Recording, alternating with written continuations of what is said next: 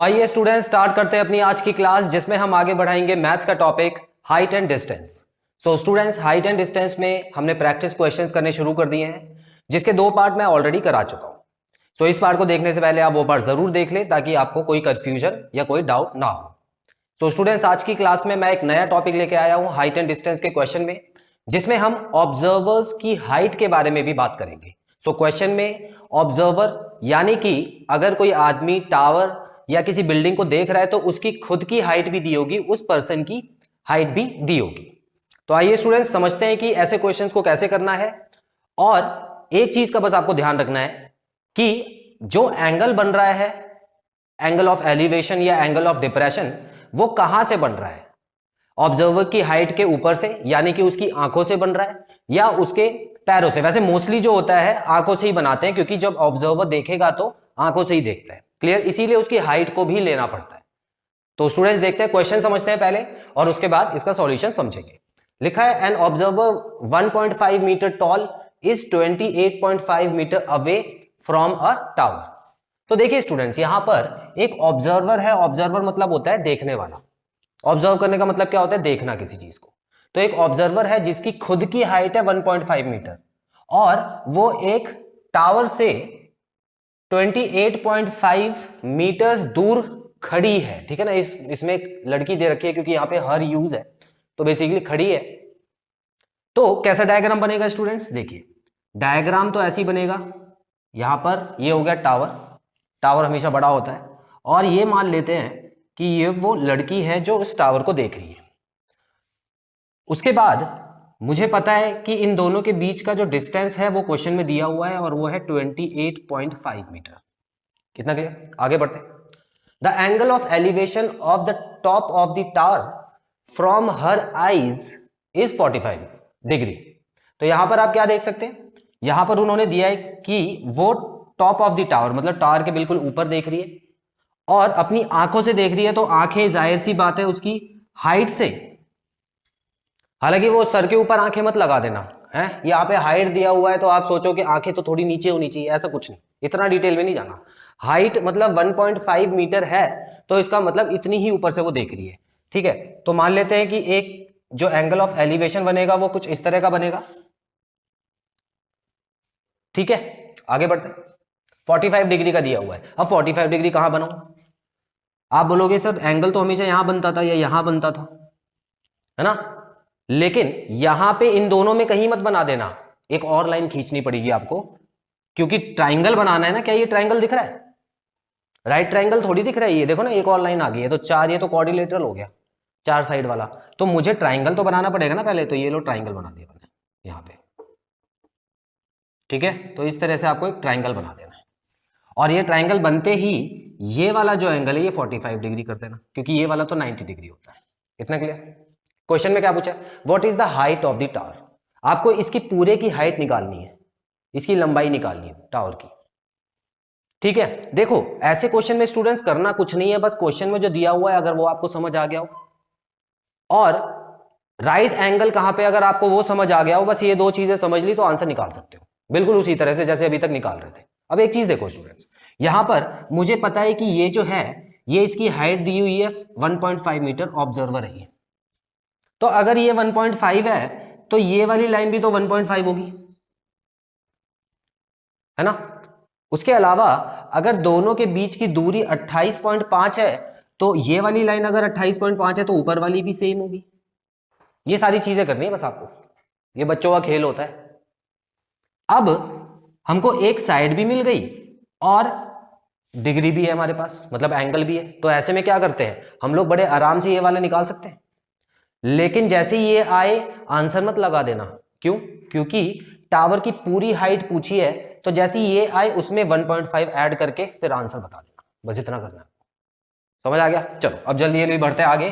तो यहां पर बेस दिया हुआ है और आपको परपेंडिकुलर निकालना है। तो बी और पी, पंडित बद्री प्रसाद हर हर बोले सोना चांदी तोले।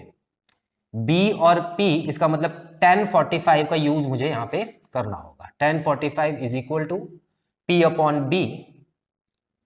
tan 45 की वैल्यू क्या होती है? 1 होती है और P हमको निकालना है और B दिया हुआ है 28.5। ये लो, बड़े आसानी से आ गया। इसका मतलब P की वैल्यू भी 28.5 मीटर है। अब देखो स्टूडेंट्स, यहाँ पे 28.5 मीटर P की वैल्यू है। हालांकि ऐसे ऑप्शंस में 28.5 दिया नहीं है, लेकिन अगर दे देते तो गलती से उस पर मत लगा देना। क्यों? क्योंकि अभी सिर्फ और सिर्फ ऊपर तक के टावर की हाइट आई है, अभी मुझे 1.5 भी ऐड करना है। तो कर दो 28.5 में जब 1.5 ऐड होगा तो क्या हो जाएगा स्टूडेंट्स, 30 मीटर्स का जो है टावर आ जाएगा, जो कि ऑप्शन नंबर सी है। क्लियर? सिंपल लगा? स्क्रीनशॉट ले लो, फिर आगे बढ़ते हैं। So students, क्वेश्चन 2 की तरफ बढ़ते हैं। An observer of height 1.8 metre is at a certain distance from a tree। तो एक ऑब्जर्वर पेड़ से थोड़ी दूरी पे खड़ा है, लेकिन आपको दूरी नहीं बताई हुई है। The angle of elevation of the top of the tree from his eyes is 45 degree. ठीक है, तो बिल्कुल सेम क्वेश्चन ही लग रहा है, 45 डिग्री का एंगल है। If height of the tree is 15 metres, तो इस बार पेड़ की हाइट दे दी आपको, तो डायग्राम बिल्कुल उसी तरह का बनाइएगा स्टूडेंट्स। और इस बार आपको जो पेड़ की हाइट है ऊपर से नीचे तक पूरी दी हुई है, तो इसका मतलब 15 है, तो यहां से लेके पूरा नीचे तक 15 मानना।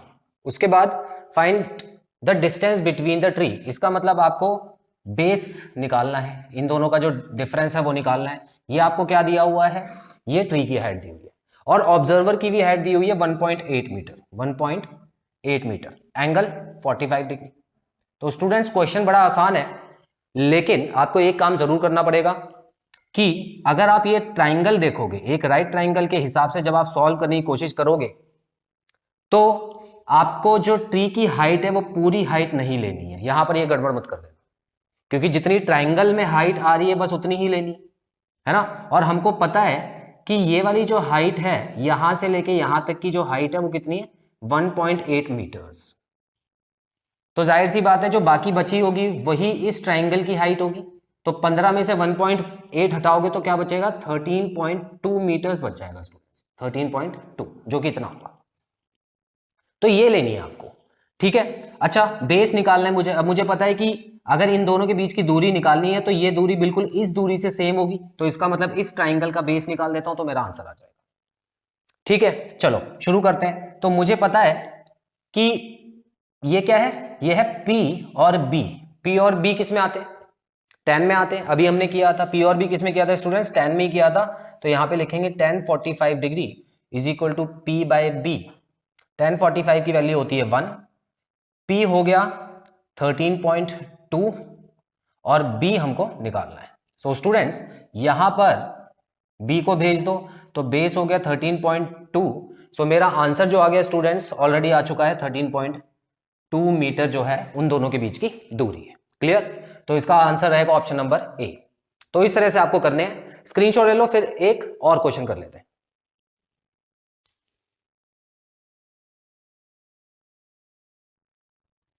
सो स्टूडेंट्स अगला क्वेश्चन करते हैं। An electrician has to repair a fault on a pole of height 4 metre.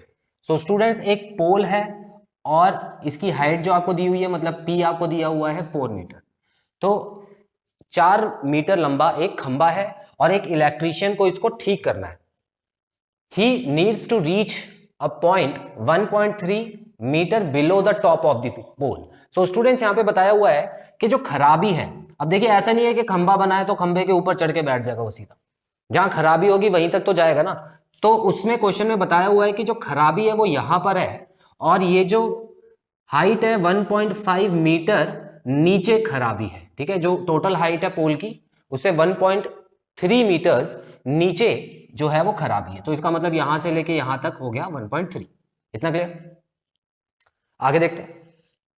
What is the length of the ladder that he should use inclined at an angle of 60 degree. तो पूछा question में students कि ladder मतलब क्या होता है, सीढ़ी होता है। तो सीढ़ी जब वो यूज करेगा तो जाहिर सी बात है उसको यहां तक पहुंचना है, तो यहीं तक की सीढ़ी वो यूज कर लेगा। ठीक है, तो आपको सीढ़ी की लंबाई निकालनी है, मतलब आपको h की वैल्यू निकालनी है, और यहां पे कितने डिग्री पे है, 60 डिग्री पे इंक्लाइंड होना चाहिए, क्योंकि यहां पे देखिए इंक्लाइंड वर्ड यूज हो रहा है तो एलिवेशन ही है। क्लियर? तो ये आपको दिया हुआ है एंगल, आपको ये वाला दिया हुआ है और पूरी भी आपको हाइट दी हुई है, तो बड़े आराम से निकल सकता है। किन चीजों का ध्यान रखना होगा हमको बस इतना ध्यान रखना होगा स्टूडेंट्स कि इस पूरे खंबे की हाइट मत ले लेना पी की जगह, जितना ट्राइंगल के अंदर हाइट आ रही है ना बस उतनी लेनी है, ठीक है। तो ट्राइंगल के अंदर तो सिर्फ इतनी हाइट आ रही है, इतनी, ठीक है ना, तो सिर्फ ये ले लेना और 90 डिग्री का एंगल तो ये है ही। सो इतनी, अब हाइट जो कैलकुलेट करेंगे कैसे करेंगे, 4 में से माइनस कर दो तो ये हो जाएगा 2.7 मीटर्स, ठीक है। चलो अब हम क्वेश्चन करते हैं। अब मुझे P से H निकालना है, ठीक है। तो पंडित बद्री प्रसाद को बुलाया जाए। सोना चांदी तोले, तो इसका मतलब P और H हो गया साइन। सो मैं यहां पे लिखूंगा sine 60 is equal to P by H। Sine 60 की वैल्यू क्या होती है स्टूडेंट्स, √3/2 होती है इसकी value, √3/2 is equal to P क्या है 2.7 और H तो मुझे निकालना ही है। इतना क्लियर। अब इसको मैं सॉल्व कर देता हूं स्टूडेंट्स, तो H की वैल्यू जो है वो आ जाएगी। तो अगर मैं इसको यहां पे भेज देता हूं और इन दोनों को यहां भेज देता हूं तो H is equal to 2.7 multiply by 2 upon √3 आ गया। इतना क्लियर। लेकिन मुझे ये बात पता है कि √3 को नीचे नहीं रखा जा सकता, चलो पहले ऊपर वाले को ही मल्टीप्लाई कर देते हैं। ये क्या हो गया स्टूडेंट्स 5.4 हो गया अपॉन √3, ठीक है। तो अब मैं क्या करता हूं, इसको रैशनलाइज कर देता हूं। तो रैशनलाइज करने पर ये हो जाएगा 5.4 √3 और नीचे क्या आ जाएगा स्टूडेंट्स 3 आ जाएगा। अब इसको अगर मैं काटता हूं तो 6 से काटेंगे, ठीक है। 6 से काटते हैं, 6 9 जा 54 हो गया और 6 5 जा। तो स्टूडेंट्स यहां पर देखिए ये पूरा नंबर काटा है मैंने 6 से, ठीक है ना। तो 54 को जब 6 से काटा तो यहाँ 9 आया और नीचे 5 आया, तो मेरा जो आंसर आ गया 9 √3 अपॉन 5 मीटर्स आ गया। हालांकि क्वेश्चन में कुछ भी गिवन नहीं है और ऑप्शन भी रूट में गिवन है, तो आपको इसी तरह आंसर निकाल देना, ठीक है। कभी कभी क्वेश्चन में आपको यहां पर √3 की वैल्यू दी होती है, तो आपको वो वैल्यू पुट करके फिर मल्टीप्लाई करके आंसर निकालना है। क्लियर स्टूडेंट्स, स्क्रीनशॉट ले लीजिए, उसके बाद एक क्वेश्चन होमवर्क के लिए। सो स्टूडेंट्स आप देख सकते हैं क्वेश्चन नंबर 4 मैंने लिख दिया आपके होमवर्क के लिए, तो इसको पढ़िए समझिए और जो भी आपके आंसर्स आते हैं उसको कमेंट बॉक्स में मेंशन कीजिए ताकि मैं उसको चेक कर सकूं। सो स्टूडेंट्स यहां पे हाइट एंड डिस्टेंस की ऑब्जर्वर्स वाली क्लास खत्म होती है और इसमें हमने नई तरीके के क्वेश्चन कर लिए हैं और अच्छे समझ लिए हैं। सो बहुत जल्द मिलते हैं अपनी अगली क्लास में, जिसमें मैं कुछ और टॉपिक लेके आऊंगा हाइट एंड डिस्टेंस के ऊपर। Till then students take very good care of yourselves, have a nice time, God bless you, bye bye.